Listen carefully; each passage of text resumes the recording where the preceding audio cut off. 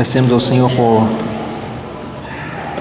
nos dar mais essa oportunidade de estarmos reunidos aqui em torno do nome do Senhor e termos a oportunidade de nos debruçarmos um pouco mais na palavra de Deus.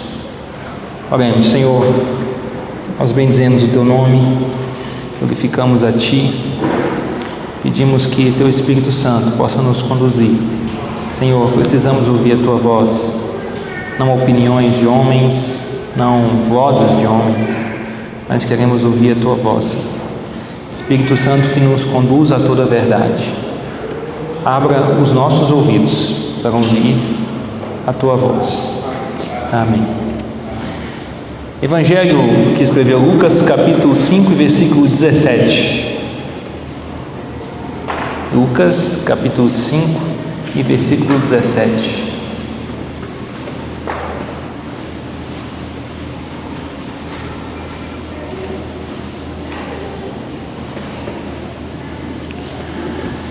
Ora, aconteceu que num daqueles dias estava ele ensinando e achavam-se ali assentados fariseus e mestres da lei, vindo de todas as aldeias da Galileia, da Judéia e de Jerusalém. E o poder do Senhor estava com ele para curar. Vieram então uns homens trazendo em um leito um paralítico e procuravam introduzi-lo e pô-lo diante de Jesus. E não achando por onde introduzi-lo, por causa da multidão, subindo ao eirado, o desceram no leito, por entre os ladrilhos, para o meio, diante de Jesus. Vendo-lhes a fé, disse ao paralítico: Homem, estão perdoados os teus pecados. E os escribas e fariseus arrazoavam, dizendo: Quem é esse que diz blasfêmias? Quem pode perdoar pecados senão Deus? Jesus, porém, conhecendo-lhes os pensamentos, disse-lhes: Que arrazoais em vosso coração? Qual é mais fácil dizer: Estão perdoados os teus pecados? Ou levanta-te e anda? Mas para que saibais que o Filho do Homem tem sobre a terra autoridade para perdoar pecados, disse ao paralítico: Eu te ordeno, levanta-te, toma o teu leito e vai para a sua casa.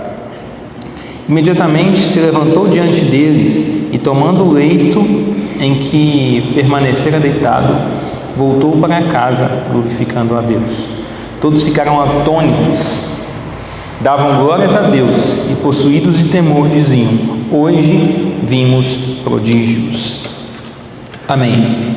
Irmãos, esse texto que nós acabamos de ler é um acontecimento extraordinário. Tanto é que todos os evangelistas que se proporam a escrever a história de Jesus de uma maneira organizada, do início para o fim, se ocuparam de descrever essa cena. O único evangelista que não fez isso foi João, porque o propósito dele era outro, né? João escolheu apenas alguns sinais que tinham o objetivo claro de demonstrar o caráter de Jesus, né? Mas nós vemos que esse acontecimento foi registrado pelos outros três evangelistas: Mateus, Marcos e Lucas. E aqui Lucas nos relata que Jesus estava iniciando o seu ministério. Jesus ainda estava na época que é chamada por alguns estudiosos de os anos de popularidade.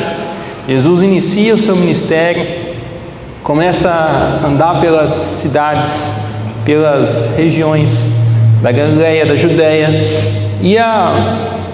e o povo começa a acompanhar a Jesus, por causa do ensino que Jesus ensinava, por causa dos milagres que ele operava, dos sinais e prodígios que acompanhavam o ensinamento de Jesus.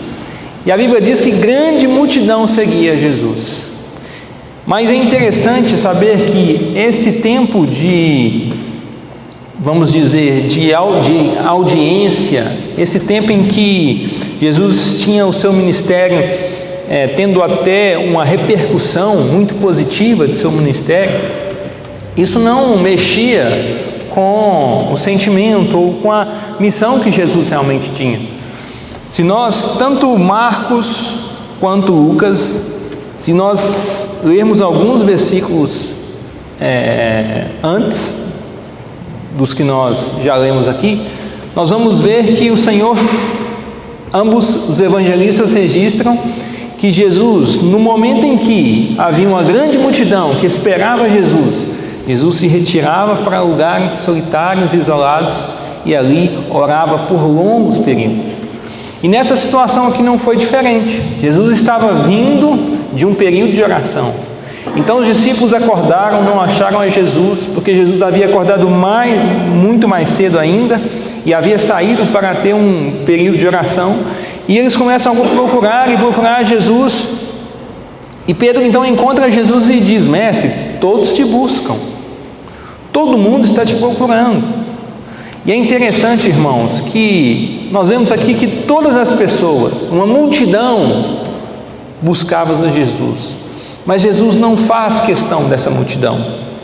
Porque Jesus então diz a Pedro: nós vamos sair daqui agora e vamos para outros lugares. Porque existem outras pessoas que precisam ouvir o Evangelho. E Jesus então retorna para a sua cidade, onde Jesus morava, que é Cafarnaum.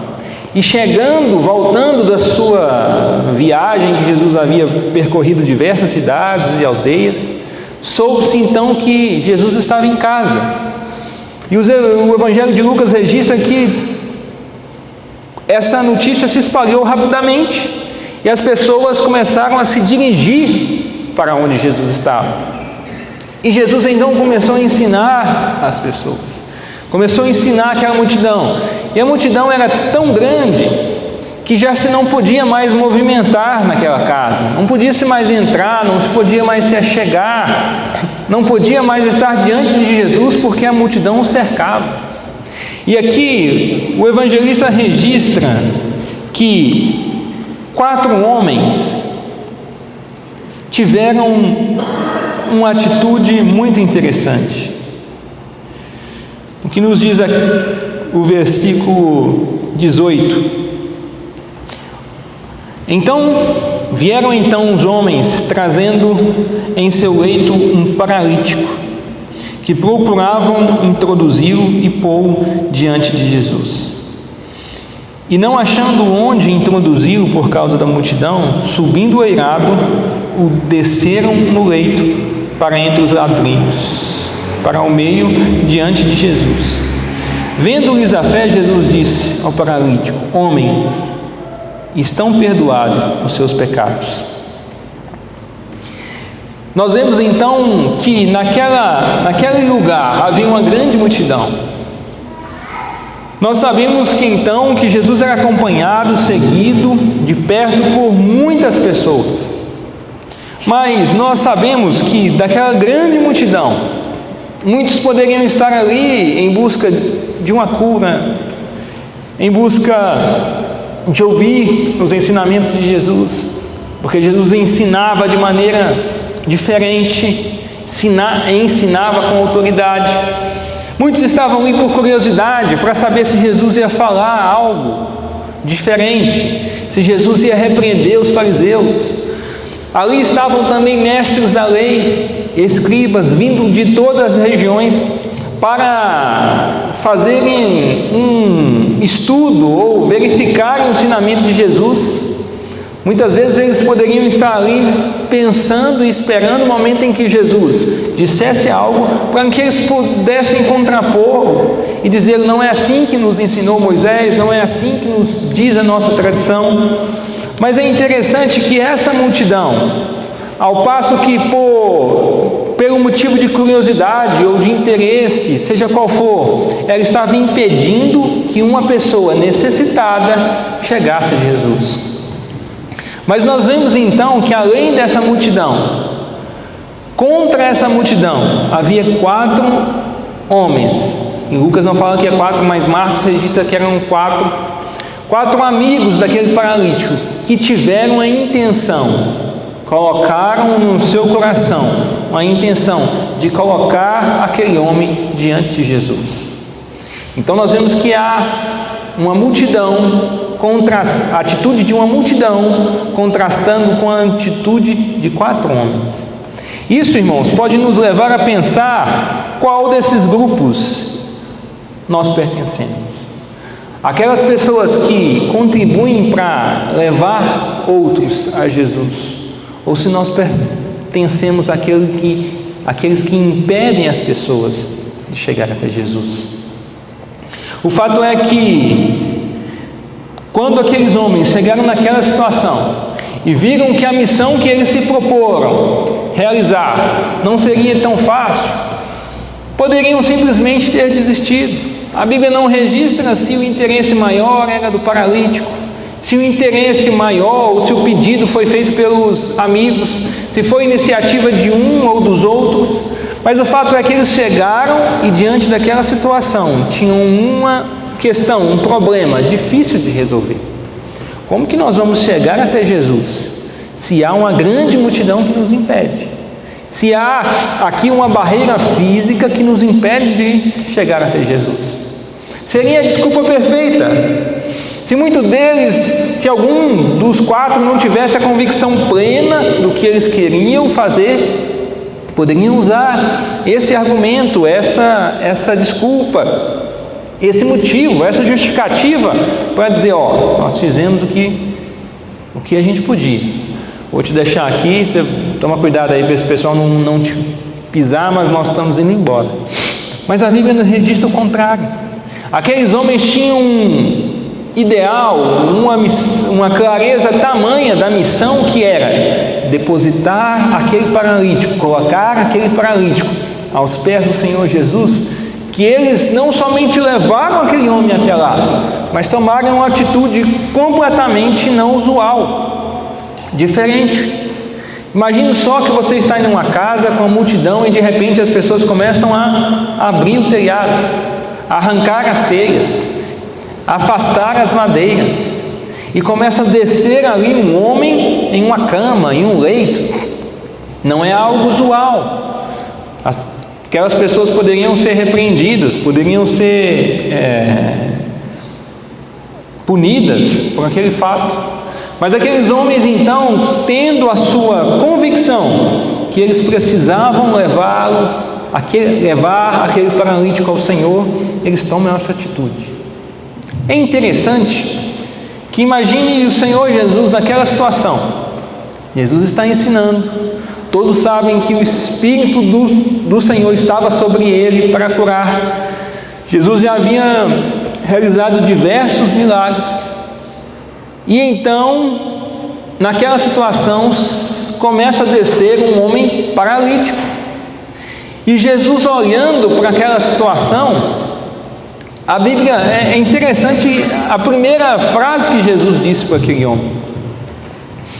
O Senhor olha para aqueles 4, olha para aqueles homens, e aqui ele registra, vendo-lhes a fé. Versículo 20, vendo-lhes a fé, Jesus disse ao paralítico, homem, estão perdoados os seus pecados. Aqui é interessante que a primeira palavra de Jesus, que Jesus disse, com certeza não foi aquilo que as pessoas ali esperavam que Jesus dissesse. Jesus muitas vezes fazia perguntas que as respostas pareciam óbvias. Muitas vezes Jesus dizia palavras que não eram o que as pessoas, os seus interlocutores, esperavam ouvir. E aqui não foi diferente. Se um homem enfermo faz um esforço junto com seus 4 amigos para serem colocados diante de Jesus, qual é o objetivo dele? Qual é o problema que ele tem para ser resolvido? É como se Jesus, eu posso imaginar que aquele homem pode ter, ao ouvir essas palavras, pode ter pensado, Senhor, muito obrigado, mas esse não é o meu problema. Se não é o meu objetivo, eu vim aqui cumprir, receber algo específico. Eu preciso ser curado. Eu preciso ser liberto dessa prisão do meu corpo que não funciona, que não me permite movimentar. Mas Jesus olha para aquele homem e fala: perdoado estão seus pecados. E aqui, irmãos, é muito interessante pensarmos que o Senhor teve um diagnóstico muito mais profundo do que aquele homem imaginava. Jesus conseguiu olhar para o interior daquele homem e ver mazelas que aquele próprio homem não conhecia. Jesus conseguiu o diagnóstico perfeito, que a principal necessidade que aquele homem tinha não era apenas de ser curado. Aquele homem precisava não de um médico, não apenas do médico dos médicos, mas ele precisava de um Salvador, de um perdoador. E isso, amados, muitas vezes pode ocorrer conosco. Muitas vezes nós temos uma percepção da nossa vida, muitas vezes nós temos um pensamento sobre aquilo que nós necessitamos, sobre quais são as nossas principais necessidades, o que nós mais desejamos na vida. Aquele homem com certeza queria ser curado com cada pedaço, cada célula do seu corpo, desejava a sua cura. Aquele homem com certeza sonhava sobre o dia em que ele poderia voltar a andar. Eu não sei se ele nunca andou, ou se ele teve algum problema que ele se tornou paralítico, mas o fato é que com certeza ele desejava muito ter o seu problema resolvido. Mas a Bíblia diz que Jesus mostra para aquele homem que ele havia um problema ainda mais sério que precisava de solução. Ele precisava de ter os seus pecados perdoados. E como eu dizia, muitas vezes nós temos alguns pensamentos e desejos na nossa vida, nós traçamos algumas metas e planejamentos, e nós pensamos que quando nós atingirmos determinadas metas ou realizarmos determinados sonhos, nós estaremos completos, nós estaremos satisfeitos. Como aquele homem, nós pensamos: o dia que eu receber isso, aí sim, vou ser feliz, vou estar em paz, aí sim eu vou estar completo, contente. Só que muitas vezes o Senhor até nos permite em que nós possamos atingir e receber ou realizar esses objetivos, esses sonhos, essas metas, para justamente provar o nosso coração e mostrarmos que esse desejo pela conquista, essa alegria por atingir ou por realizar é apenas passageiro. Ele não completa o nosso coração, ele não traz o contentamento necessário ao nosso coração, à nossa vida. E é isso que aquele homem não sabia. Ele não sabia que se Jesus apenas o curasse e ele fosse apenas curado, a sua vida ainda não estaria completa.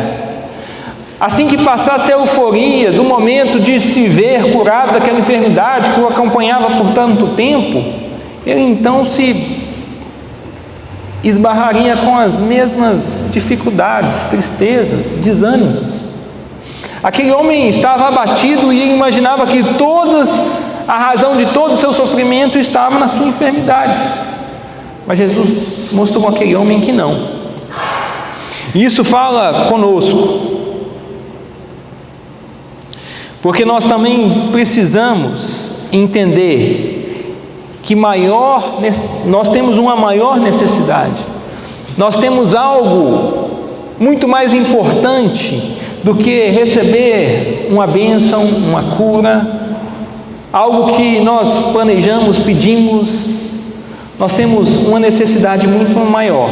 E por maior quantidade das bênçãos que nós recebemos do Senhor, elas jamais serão capazes de suprir o desejo e a necessidade que nós temos dentro do nosso coração. Uma bênção, por maior que seja, que o Senhor possa nos dar, ela não nos completa, porque nós necessitamos do abençoador e não apenas da bênção. Nós temos a necessidade muito maior em nosso coração, em nossa vida, assim como aquele homem, do dono da bênção do que do abençoador, do dono da bênção do que propriamente da bênção, do abençoador do que da bênção. E nós vemos que aquele homem então, que esperava ouvir já de Jesus as palavras dizendo: você está curado, você está livre desse mal, você está liberto dessa cama. Ele então escuta essa palavra de Jesus: perdoado estão os teus pecados. E é muito interessante que nesse momento começa a acontecer outras questões.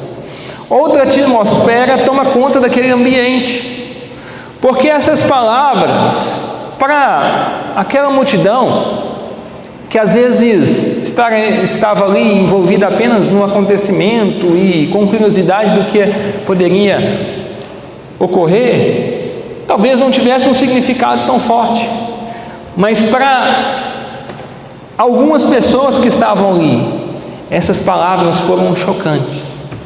No início da nossa leitura diz aqui: e aconteceu que num daqueles dias estava ensinando, e achavam-se ali assentados fariseus e mestres da lei. Quando aqueles homens ouviram essas palavras de Jesus, eu tenho certeza que eles estremeceram por dentro. Uma revolta e um sentimento muito diferente tomou conta daqueles homens, porque eles escutavam uma coisa que era muito diferente daquilo que eles sabiam, daquilo que eles aprenderam, daquilo que eles receberam dos seus mestres, dos seus pais, dos seus rabinos, dos seus sacerdotes. Eles ouviram uma pessoa dizer: perdoadas estão os teus pecados. E eles olhavam para aquela situação e começaram a arrazoar em suas mentes, apenas em suas mentes: que homem é esse? Que blasfêmia é essa? Quem pode dizer perdoados estão os seus pecados, senão Deus? E o interessante, irmãos, é que não há nenhum problema teológico nessa afirmativa. Eles estavam absolutamente certos, porque somente Deus pode perdoar pecados, porque o pecado é algo contra Deus. Vou te dar um exemplo. Imagine que existem 3 pessoas, 3 irmãos, o mais velho, o do meio e o mais novo. E o mais velho chega e dá um tapa no mais novo. O mais novo então sofre aquela agressão. E de repente o irmão do meio chega no mais velho e fala: eu te desculpo pelo tapa que você deu no meu irmão. Tem alguma lógica? Não. O mais novo vai olhar para ele e falar assim: você não pode perdoá-lo, porque você não sofreu a ofensa. Quem tomou o tapa? Eu é que posso perdoá-lo. É exatamente isso que acontece com os pecados. Por isso esses homens aqui, de maneira assertiva, disseram: esse homem não pode perdoar os pecados. Por quê? Pecado é algo contra Deus, e se é algo contra Deus, somente Ele pode nos perdoar. O conhecimento daqueles homens, que eles tinham da lei, que eles tinham da tradição, fazia com que eles chegassem a essa conclusão: esse homem não pode perdoar pecados, porque só Deus perdoa os pecados. Mas o que não estava claro para eles, o que o conhecimento da lei não fazia com que eles percebessem, é que diante deles não estava apenas um homem, estava diante deles o próprio Deus. É interessante essa situação, porque Jesus teve um diálogo com os escribas e com os fariseus, que é registrado por João, que ele diz exatamente isso. Eles estavam diante do cumprimento da lei, Eles conheciam a lei. Nada mais natural que eles conseguissem perceber, que eles conseguissem juntar os pontos e reconhecer que o Senhor era o cumprimento de toda a lei. Mas o conhecimento da lei que eles possuíam não era o suficiente para que eles pudessem ver o Senhor. O conhecimento da lei não se transformava em vida. Olha o que Jesus disse para esse mesmo grupo, em outra situação. João capítulo 5 e versículo 38. Ou seja, eles conheciam a lei, mas eles não eram capazes de ver que a lei falava exatamente de Cristo. Olha só o que Jesus diz: também não tendes a sua palavra permanente em vós, porque não credes naquele a quem ele enviou. Examinais as Escrituras, porque julgais ter nelas a vida eterna, e são elas mesmas que testificam de mim. Contudo, não quereis vir a mim para que tendes vida. Jesus diz, ou seja, vocês examinam a Escritura, vocês examinam a Torá, vocês cumprem a Torá, vocês guardam a lei, mas vocês não conseguem tirar da lei o necessário para saber que eu sou o cumprimento desta lei, que eu sou a vida eterna. E a mesma situação que Jesus diz aqui em João acontece ali naquela situação do paralítico. Eles conheciam o mandamento, mas não conseguiam reconhecer o Senhor. Irmãos, isso é um ensinamento para nós. Isso é um aviso, uma admoestação forte para nós. Nós temos que nos debruçar no mandamento do Senhor, nós temos que amar a palavra de Deus, mas não apenas de uma forma motora, não automática, sem vida. Essa palavra tem que ser vida. De que adianta nós lermos e não cumprir o mandamento do Senhor? De que não adianta nós nos dedicarmos, estudarmos cada versículo, se isso não gerar transformação em nossa vida?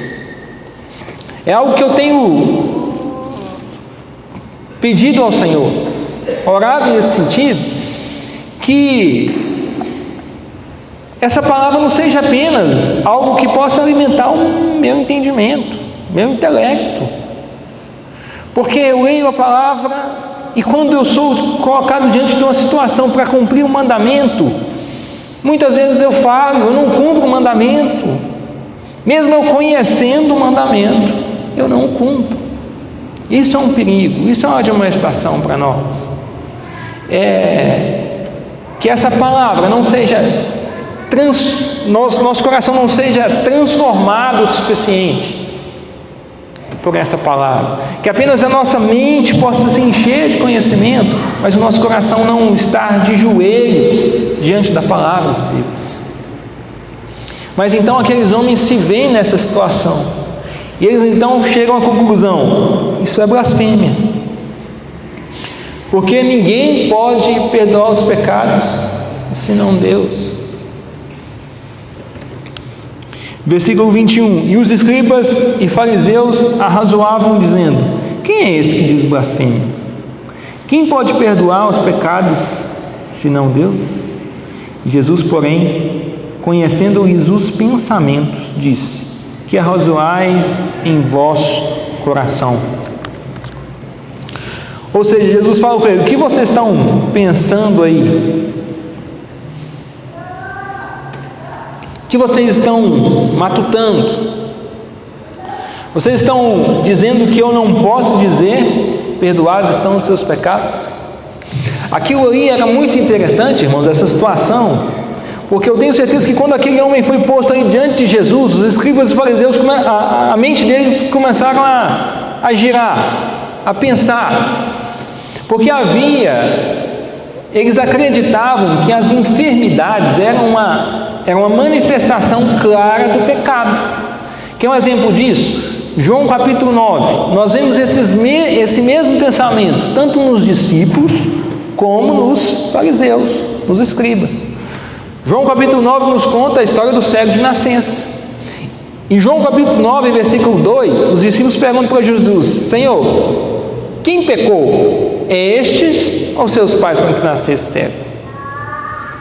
Ou seja, ali está sendo manifestado o entendimento que a enfermidade é um resultado do pecado, que fosse o pecado próprio ou o pecado dos antepassados.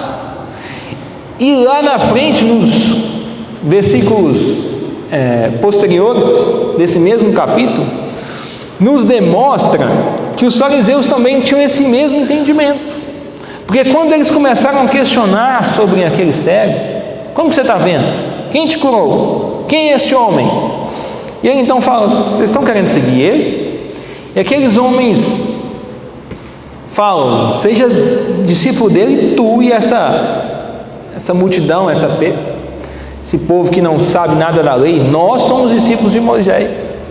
E aquele homem então responde: muito me admira, vocês, mestres da lei, não sabem quem é esse homem, contudo ele me abriu os olhos. Mas interessante é que a resposta que os escribas, que os fariseus dá para aquele cego: você vive em pecado desde do nascimento e quer nos ensinar? Ou seja, ali novamente manifesta essa ideia de que o pecado é um resultado, a enfermidade, melhor dizendo, é um resultado direto de um pecado. E que, para que uma pessoa fosse livre de uma enfermidade, de uma doença, ela necessitaria primeiramente ser perdoado dos seus pecados. Então, quando aquele homem é colocado ali diante de Jesus, aqueles fariseus começam a pensar: esse homem é pecador. Se ele não fosse pecador, ele não estaria nessa situação.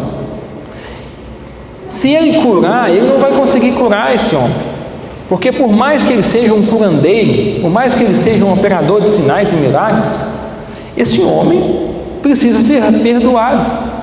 E só nós, só o ritual, somente a obediência do mandamento pode perdoar esses homens dos seus pecados. Mas Jesus faz exatamente o que os homens estavam, o que aqueles fariseus e escribas estavam esperando. Jesus diz àquele homem: perdoado estão os seus pecados. E aí se instaura outro problema doutrinário, como eu disse aqui para os irmãos, que eles começam a pensar: impossível, isso é uma blasfêmia, esse homem não pode perdoar pecados, ele não é Deus.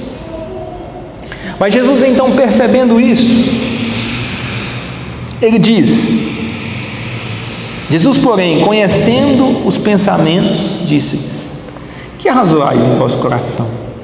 Qual é mais fácil dizer: estão perdoados os seus pecados, ou levanta e anda?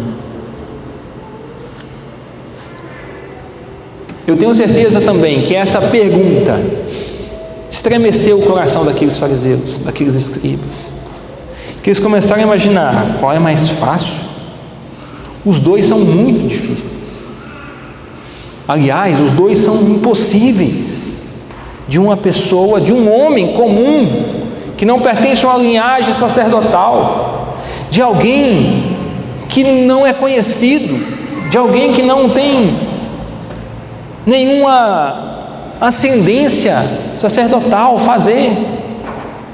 Mas Jesus disse: qual é mais fácil? O que eu posso dizer mais facilmente? Posso dizer: perdoados estão os seus pecados, ou levanta e anda? Jesus, como eu já disse, Jesus identificou o problema daquele homem, que não era apenas físico, que não era apenas no mundo físico, no mundo material. Jesus fez a identificação correta daquilo que aquele homem precisava. Mas ele também fez o diagnóstico do problema que estava no coração dos fariseus, no coração dos escribas, que era a sua incredulidade, que eram os seus pecados.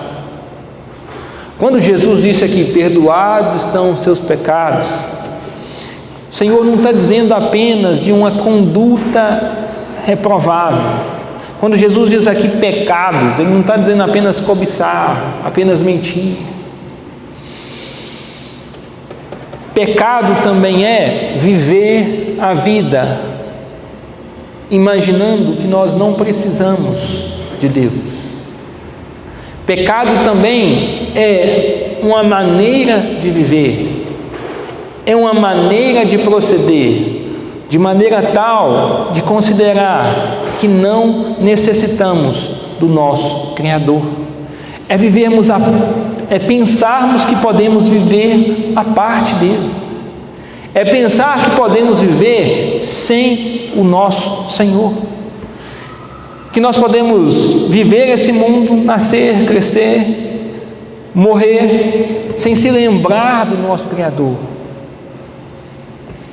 É termos um entendimento que nós podemos ter uma vida independente de Deus, longe do Criador. E é isso que Jesus identifica também no coração daqueles escribas, daqueles fariseus.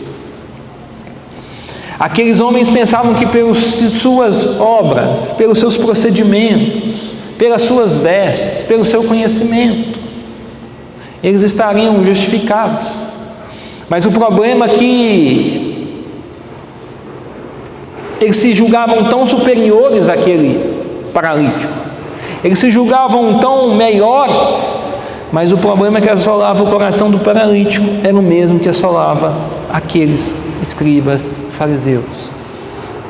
O paralítico necessitava de cura e de perdão, mas eles também necessitavam de cura e de perdão. Isso também, irmãos, faz-nos considerar, nós precisamos considerar qual é a principal necessidade da nossa vida, qual é o principal anelo do nosso coração, o que mais qual é o maior desejo que mexe com o nosso interior.